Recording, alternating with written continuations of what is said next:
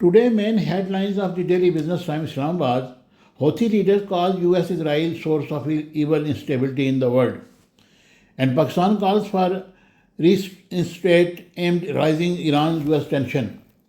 And 3 cops martyred as police foil terrorist attack in Lahore Deal, says IGKPK.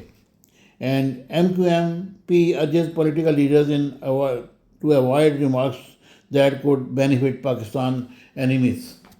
And PM Shahbaz warned renewed US conflict could hit economy again.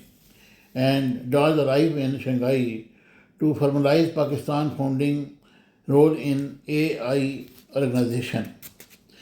اور اب اردو کی مین head line ہے: خطے کی کشیدگی سے نپٹنے کے لیے مکمل تیاری رکھیں وزیر اعظم شہباز شریف. اور جے ڈی وینس کا امریکہ ایران مفاہمت کی یادداشت کو ناکام بنانے کے لیے اسرائیل کی جانب سے سازش ہونے کا انکشاف. اور ہسپتالوں اور طبی مراکز کو نشانہ بنانا جنگی جرم اور قابل مذمت ہے، اور یہ کہنا تھا ایران کا. اور ثالثی سے پیچھے نہیں ہٹیں گے مفاہمتی یادداشت اب بھی قابل عمل ہے، یہ کہنا دفتر خارجہ کے ترجمان کا.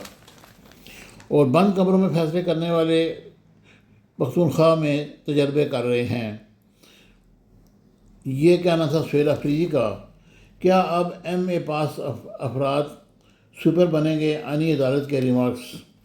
اور شہداء کی بے حرمتی کسی صورت برداشت نہیں کریں گے، نیال ہاشمی کا کہنا ہے.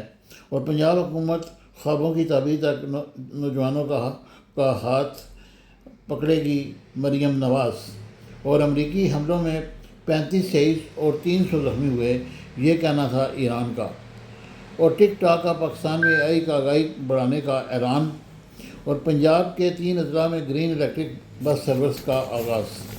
ابھی آتے ہیں اداریہ کی طرف. اداریہ آج کا مین اداریہ ہے خلیج، عالمی معیشت اور پاکستان کی سفارتکاری. اور کیش لیس معیشت ناگزیر ہے، رفیع صحرائی کا یہ آرٹیکل ہے. اور ابھی جاریت بھارتی ناپاک عزائم اور پاکستان کا واضح پیغام، الفت بخاری نے تحریر کیا ہے. اور حکومتیں قائم نہیں رہتی، علی احمد ڈھلو کا یہ آرٹیکل ہے. اور پٹرول کی عالمی قیمت میں اضافہ، محمد ابراہیم خلیل کا یہ آرٹیکل ہے. اور مولانا شہداء اور نون لیگ، عاصم محمود صاحب نے اس پہ قلم اٹھایا ہے. اور قانون کی لاقانونیت، سعد اللہ جان برگ کا یہ آرٹیکل ہے. اس کے علاوہ فرینڈشپ بیانڈ انٹرسٹ، یہ محمد محسن اقبال صاحب نے اس پہ آج آرٹیکل لکھا ہے. اور Pakistan Portugal discuss ways to strengthen ties in diverse areas, یہ بھی ایک بڑی اہم خبر ہے. اور ASEAN calls for US knowledge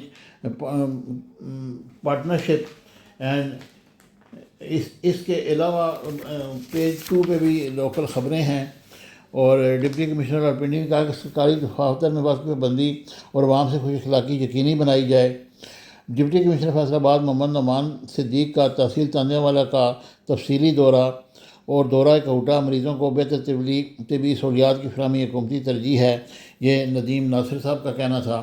اور پنجاب میں دھواں چھوڑتی گاڑیوں کے ڈرائیورز کے لائسنس معطل کرنے کا فیصلہ. اور پاکستان میں پٹرول بحران کا خدشہ، آئل کمپنیز کا ریڈ الرٹ بھی جاری کر دیا گیا ہے. اور راولپنڈی آٹا گندم سمگلنگ روکنے کے لیے 9 خصوصی چیک پوسٹیں قائم ہو گئی ہیں، 24 گھنٹے سیکورٹی اور نگرانی ہوگی. اور پنڈی ونگ روڈ کیس درخواست واپس، RDA کا NOC منسوخی کا فیصلہ بحال.